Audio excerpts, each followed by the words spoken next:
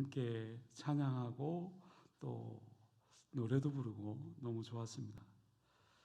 찬조금이 조금 넉넉하게 남았고 또 어르신들이 또 너무 좋아서 집에 안 가시려고 그러더라고요. 전도사님께서 우리 어르신들 나들이 이때까지 이렇게 집에 안 가고 이 늦은 시간까지 처음이었다고 그렇게. 네, 그래서 저녁까지 먹고 집에 가자 하고 이제 저녁을 먹기로 하고 그리고 식당을 찾아갑니다. 그 식당을 향해서 가는데 그 골목길에서 자회전을 이렇게 하려고 하니까 우리 김모 집사님께서 뭐라고 얘기하시는지 아십니까? 자회전을 요 짝으로 우회전으로 하려니까 뭐라고요? 이 짝으로. 뒤를 하려고 그러면 빠꾸. 제가 우리 어르신들한테 오늘 물어본다고 그랬는데 네. 뭐 앞을 또 오늘 집사님께서 똑바로가 아니라 쪽바로. 또 다른 집사님이 이렇게 얘기하더라고요. 쪽바로 맹시롱. 맹시롱 무슨 뜻인지 제가 잘 모르겠어요. 요 짝이든 이 짝이든 쪽바로든 맹시롱이든 우리는 서로 그 길을 이해하고 또 한 길, 그 식당으로 향했습니다. 우리가 이 세상을 살아가면서요, 무언가를 또 향해서 또 그 길을 가고 있습니다. 어떤 사람은 요 짝으로 사람을 따라서 가는 사람이 있고 또 어떤 사람은 이 짝으로 명예나 물질을 향해 따라가는 사람도 있고, 그러나 이 시대에 정말 복을 받을 수 있는 그 길이 어떤 길일까? 네, 하나님의 인도하심 따라 또 그 길을 따라가는 그 신앙인이 되어야 될 줄로 믿습니다. 광야에서 이스라엘 백성들의 행렬이 그러했습니다. 법궤를 맨 제사장이 구립에 제일 앞서갑니다. 지파별로 그 뒤를 따라갑니다. 법궤는 하나님을 상징하는 거겠죠. 황량하고 메마른 광야의 그 인생길에서 먼저 주님이 앞서가고 또 주님을 인도하심 따라 또 그 뒤를 따르는 각 지파의 백성들을 보게 됩니다. 분명한 사실은 하나님이 앞서가고 또 이스라엘 백성들이 따라갔다라는 것입니다. 왜냐하면 이러하든 저러하든 때로는 아니라고 여겨도 하나님은 늘 옳기 때문입니다. 다음 주부터 다니엘 기도회가 시작되어집니다. 지난해 다니엘 기도회에 많은 간증의 주인공들을 만났습니다. 저는 그 중에서도 또 다 은혜가 되었지만 윤선 대표님의 그 찬양곡이었습니다. 그의 인생을 보니까 새 엄마를 만나고 술집에서 술을 따랐습니다. 사모가 되는 꿈을 꾸었죠. 비록 사모는 못 됐지만 사업을 하면서 지금도 2배의 사모 역할을 감당하고 있는 그 대표님이 부른 그분의 노래, 하나님은 언제나 어디서나 늘 옳습니다. 사랑하는 성도 여러분, 때로는 우리가 주님의 길을 따라가며 이 길이 아닌 것 같기도 하고, 때로는 그것이 옳다고 여겨지지 않는다 할지라도 우리는 늘 주님의 인도하심 따라 그 길을 가야 하고 늘 옳다고 고백하며 또 그렇게 살아가야 될 줄로 믿습니다. 물론 결코 쉽지 않습니다.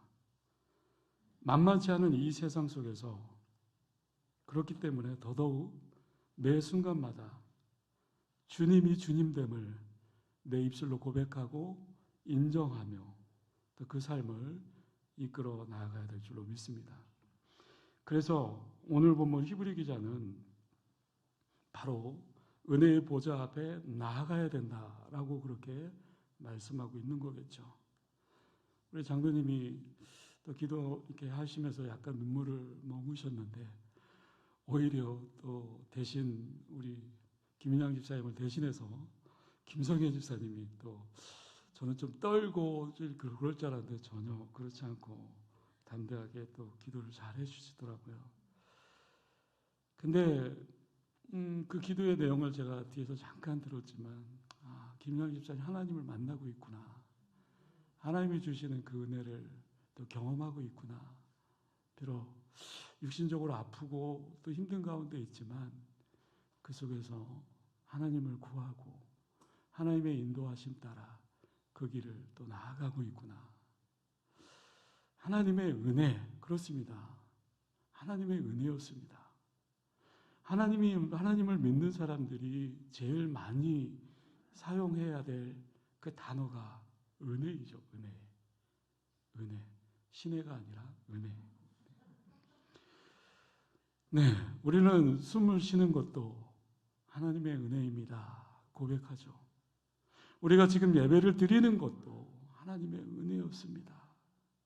내가 이렇게 살아가는 것, 내가 이렇게 숨조차 쓸 수 있는 것, 이 모든 것이 하나님의 은혜입니다. 모든 것이 은혜입니다. 날마다 우리 입술로 또 고백할 수 있기를 바랍니다. 그럼 도대체 이 은혜가 뭘까? 이 은혜, 히브리어로 헬라어로 카리스. 이 원어의 의미는 주권자가 아무런 조건 없이 베푸는 호의가 은혜다. 신학적으로 얘기하면 전적인 하나님의 은혜이다. 그럼 오늘 코로나 시대를 또 살아가고 있는 우리들 사실 어떻습니까? 때로는 입에서 나오는 말이 가끔 있습니다. 뭘까요? 너무 힘들다. 한국교회 너무 어렵다. 근데 이렇게 살기 힘든 세상에서 하나님은 왜 성경에 보면 항상 기뻐하라고 말씀하실까? 주님의 은혜를 경험한 사람들은 세상 누구보다도 더 행복해야 되기 때문에 그렇습니다. 그 은혜가 계속되지 못해서 어려움을 겪는 것이 때로는 우리의 연약한 모습이지 않습니까? 그럼 이렇게 질문해 볼 수 있겠죠. 정말 우리가 이 세상 가운데 살아가면서 은혜를 계속해서 받아 누리며 살기 위해서는 어떻게 해야 될까? 그럼 어떻게 우리가 모든 것이 하나님의 은혜였습니다. 아니 하나님의 은혜입니다. 라고 그렇게 고백하며 살아갈 수 있을까? 아니 단도직입적으로 은혜 받기 위해서는 어떻게 해야 될까? 첫 번째요. 주님을 확실하게 믿고 붙잡아야 됩니다. 주님을 붙잡으세요. 히브리 기자도 그랬습니다. 오늘 보면 14절 말씀에 그러므로 우리에게 큰 대제사장이 계시니 승천하시니 곧 하나님의 아들 예수시라. 우리가 믿는 도를 굳게 잡을지어다. 무엇이라고 하는 겁니까? 큰 대제사장. 큰이라는 단어가 붙어 있습니다. 이게 무슨 말이냐면 1년에 한 번씩 이스라엘 백성들 가운데 그 성막 안에 대제사장이 속죄일 되면 한 번 들어갑니다. 그리고 백성들을 대신해서 그 죄를 용서함 받아야 되겠죠. 자기의 죄를 대제사장이 그 죄를 짊어지고 들어갑니다. 그리고 지성소에서 대제사장이 읽게 되죠. 성도님은 교회를 나온다고 하면서 나오지 못했습니다. 교회에 오면서 다른 차에게 욕을 했습니다. 교회에 오면 매일 잠을 잤습니다. 하나님 용서해 주세요. 뭐 이런저런 죄를 기억해 내야 되겠죠. 그리고 죄를 고해야 되겠죠. 근데 이것이 1년에 한 번씩 돌아오게 된다는 거죠. 그런데 하나님은 우리가 이렇게 사는 것을 원치 않았습니다. 그래서 복음이신 누구를 보내셨습니까? 누구를 보냈죠? 예수님을 보냈죠. 이 예수님을 오늘 뭐라고 말씀하고 있습니까? 큰 대제사장. 네. 이 말은 예수님이 제사장보다 높아서 우리의 죄를 단번에 해결해 주신다. 그래서 큰 대제사장. 그 예수님을 14절 후반절에 뭐라고 얘기합니까? 우리가 믿는 도리를 굳게 잡을지어다. 우리가 믿는 도리가 있습니다. 그것을 굳게 잡아야 됩니다. 끝까지 붙들어야 됩니다. 성경에 보면 여호수아, 사사기, 그 다음에 뭐죠? 룻기. 룻기는 몇 장으로 되어 있습니까? 4장으로 되어 있습니다. 짧지만 그 속에 또 성경적인 의미가 있습니다. 왜 룻을 인정할까요? 나오미의 두 아들 모두 죽었습니다. 두 며느리 오르바와 룻이었습니다. 이때 죽은 두 아들의 어머니 나오미는 두 며느리인 오르바와 룻에게 이렇게 얘기합니다. 각기 너희 고향으로 돌아가라. 이때 오르바는 돌아갔습니다. 근데 룻은 갔을까요? 안 갔을까요? 안 갔습니다. 우리가 잘 알다시피 예수님의 족보에 남게 되었습니다.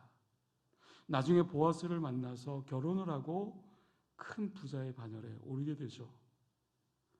여러분, 오르바와 룻의 차이는 무엇일까요? 바로 믿는 도리였습니다. 룻기 1장 16절에서 18절 말씀이에요. 룻이 이르되 내게 어머니를 떠나며 어머니를 따르지 말라. 돌아가라. 강건하지 마옵소서. 어머니께서 가시는 곳에 나도 가고 어머니께서 머물시는 곳에 나도 머물겠나이다. 어머니의 백성이 나의 백성이 되고 어머니의 하나님이 나의 하나님이 되시리니 어머니께서 죽으시는 곳에 나도 죽어 거기 묻힐 것이라. 만일 내가 죽는 일 외에 어머니를 떠나면 여호와께서 내게 벌을 내리시고 더 내리시기를 원하나이다 하는도다. 나오미가 룻이 자기와 함께 가기로 굳게 결심함을 보고 그에게 말하기를 그치니라. 여러분, 룻이 고백하고 있지 않습니까? 내가 어떻게 어머니를 떠나겠는가? 강건하지 마소서. 어머니가 계시는 곳에 나도 계시고 있고 어머니가 머무는 곳에 나도 머물겠나이다. 어머니의 백성이 나의 백성이 되고 어머니의 하나님이 나의 하나님입니다. 이것이 믿음의 도리예요. 믿음의 도를 지킨다라는 거예요. 상황을 보면 어떻습니까? 돌아가야 합니다. 근데 하나님을 만났습니다. 어머니의 하나님이 나의 하나님이 된다라는 그 믿음의 도리를 지키는 거예요. 사랑하는 성도 여러분, 믿는 도리, 이 믿음의 도리는 도대체 뭡니까? 예수 그리스도께서 우리의 죄를 대신 지시고 십자가에 죽으시고 부활하시고 우리를 위해서 구원해 주셨다라는 그 진리를 믿는 도리입니다. 그분을 내가 받아들임으로 말미암아 구원을 허락받았고 또 기쁨의 소식을 전하는 겁니다. 내 진리의 말씀을 이 믿음의 도리를 붙잡고 나아가는 겁니다. 내가 어떤 자격이 있어서가 아닙니다. 하나님께서 나를 그저 사랑하셨기 때문에 내가 그분의 자녀가 되었기 때문에 목사가 아니에요. 제도가 아니에요. 믿는 도리. 믿음의 도리, 구원의 진리를 우리는 붙잡아야 됩니다. 자기의 그 믿음을 지키고 또 하나님의 은혜를 날마다 체험하며 나아가야 될 줄로 믿습니다. 두 번째로요. 은혜는 사모해야 얻을 수 있습니다. 오늘 본문에 아주 분명하게 선언하는 것이 있죠. 16절 말씀이요. 그러므로 우리는 긍휼하심을 받고 때를 따라 돕는 은혜를 얻기 위하여 은혜의 보좌 앞에 담대히 나아갈 것이니라. 때를 따라 돕는 은혜를 얻기 위하여 그 은혜를 사모해야죠. 왜 은혜를 사모해야 됩니까? 은혜는 때를 따라 돕는 은혜가 있기 때문에 그렇습니다.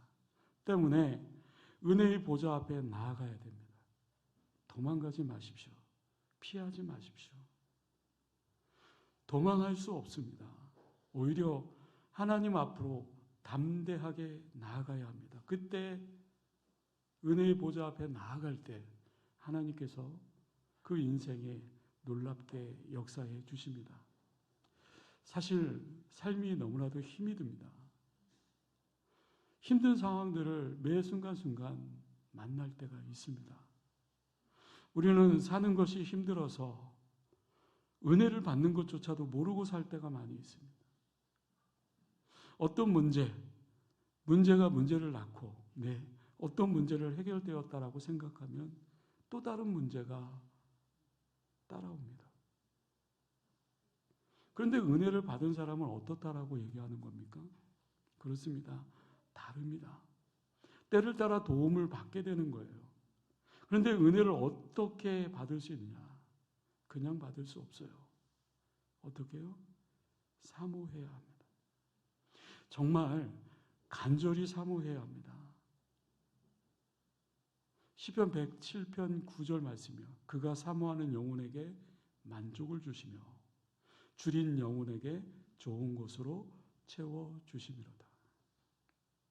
고린도전서 14장 1절의 말씀이요. 신령한 것을 어떻게 해라? 사모해라. 사모해야 은혜를 받을 수 있습니다. 어떻게 보면 너무나도 당연한 얘기죠. 은혜는 사모하는 자에게 부어지는 하나님의 놀라우신 은혜요 선물입니다. 그런데요, 이 사모하는 것을 어느 정도 사모해야 될까? 시편 42편 1절이요. 하나님이여 사슴이 시냇물을 찾기에 갈급한 같이 내 영혼이 주를 찾기에 갈급하나이다. 사슴이 시냇물을 찾는 것이 어느 정도 갈급한 걸까요? 사냥꾼이 사슴이 시냇가에 내려오는 것을 또 기다리고 있습니다. 총으로 조준하고 있습니다. 어느 사정거리에 들어오면 반드시 죽겠죠. 사슴이 그걸 모를까요? 압니다.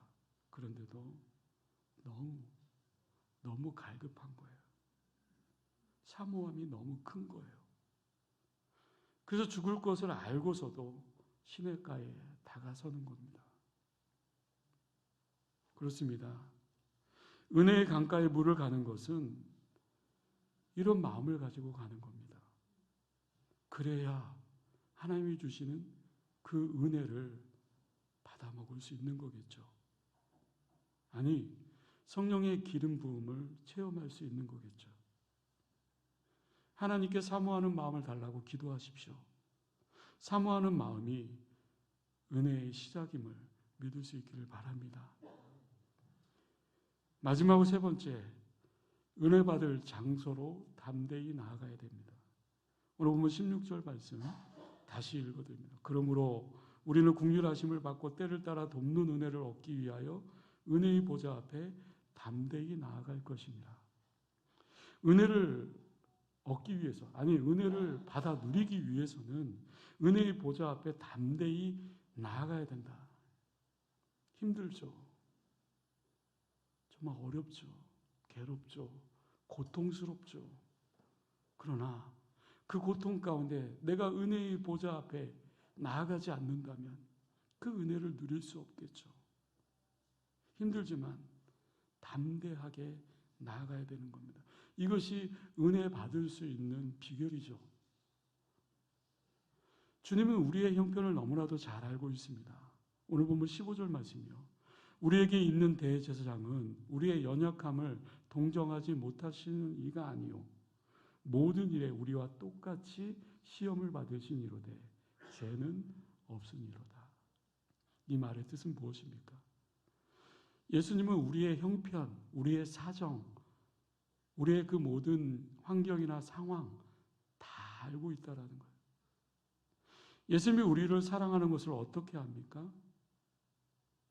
예수님은 우리처럼 육신의 몸을 입고 이 땅에 오셨습니다. 아마 육신으로 오셨기 때문에 감기도 걸렸을 것 같아요. 때로는 마음도 상했을 것 같아요. 육신도 피곤했잖아요. 잠을 많이 주무시지 못했어요. 우리의 몸을 가져보신 예수님 때문에 우리의 사정, 우리의 형편, 그 모든 것을 더 잘 아실 것 같아요. 이 말은 무엇이냐면 예수님은 우리의 상황을, 우리의 사정을 다 알고 계신다. 내가 힘들어하고 고통스러워하는 거 주님은 다 알고 계신다. 시편 103편 4절 말씀이요. 이는 그가 우리의 체질을 아시며 우리가 단지 먼지뿐임을 기억하심이로다. 그렇습니다. 우리 주님은 나의 상황, 나의 형편 다 알고 계신다. 그러면 어떻게 해야 될까요? 주님의 그 도우심을 구해야 되겠죠. 주님의 그 도우심을 얻기 위해서 은혜의 보좌 앞으로 어떻게 해요? 담대히 나아갈지니라. 다시 한번 16절 말씀을 제가 읽어드립니다. 그러므로 우리는 긍휼하심을 받고 때를 따라 돕는 은혜를 얻기 위하여 은혜의 보좌 앞에 담대히 나아갈 것이니라. 하나님이 왜 우리를 도우려고 하는 걸까요? 하나님은 우리를 긍휼히 여기십니다. 하나님의 긍휼이 우리에게 은혜로 나타나는 거겠죠. 반대로 하나님이 제일 싫어하는 것이 뭘까요? 네, 교만입니다. 교만하면 긍휼히 여기는 그 마음이 없어집니다. 교만한 사람에게 하나님은 떠나십니다. 교만이 무엇입니까? 하나님 없이도 내가 할 수 있다라는 용기죠. 내가 할 수 있으니까 하나님이 필요 없지 않습니까? 아니요. 은혜의 보좌 앞에 담대히 나아가십시오. 은혜의 보좌는 어디입니까? 예수님 앞으로 나아가야 됩니다. 예수님과 함께 있다라는 거, 다시 말해서 예배의 자리가 은혜의 보좌 앞입니다. 그런데 어떻게 나아가라고요? 담대히 나아가라고 합니다. 여러분, 다음 주부터 21일간 다니엘 기도회가 7시 30분부터 10시까지 있습니다. 우리 목사님이 오전에도 강구했다시피 자원에서 많은 분들이 오셔서 또 함께 해주셨다라고 얘기했는데요. 여러분, 은혜의 보좌 앞에 나아가야 됩니다. 그래야 하나님이 주시는 은혜를 받아 누릴 수 있는 겁니다. 내가 21일 동안 어떤 환경, 어떤 상황을 다 내려놓고 가장 우선순위인 정말 다니엘 기도에 나오셔서 하나님의 그 은혜의 보좌 앞에 담대히 나아가 그 은혜를 누릴 수 있는 복된 삶이 될 수 있기를 주님의 이름으로 간절히 축원합니다. 기도하겠습니다. 은혜로우신 아버지 하나님, 하나님이 왜 우리를 도우시려고 하는 걸까요? 분명히 하나님은 긍휼하심이 있습니다. 우리를 너무나도 사랑합니다. 사모하는 자에게 그 은혜를 허락해 주십니다. 주님, 사슴이 시냇물을 찾기에 갈급한 같이 내 영혼이 주님을 찾기에 갈급함이 넘치도록 주님 채워 주시옵소서. 긍휼하심을 받고 때를 따라 돕는 은혜를 얻기 위해서 은혜의 보좌 앞에 담대하게 나아갈 수 있는 그 은혜를 허락하여 주시옵소서. 그 은혜를 받아 누리는 복된 인생이 되어줄 수 있도록 인도하여 주옵소서. 주님께서 그 길을 열어 주시옵소서. 주님이 앞서가시고 우리 모두가 그 길을 따라가는 복된 인생이 되어줄 수 있도록 주님 축복하여 주시옵소서. 감사드리오며 예수님의 이름으로 기도드립니다.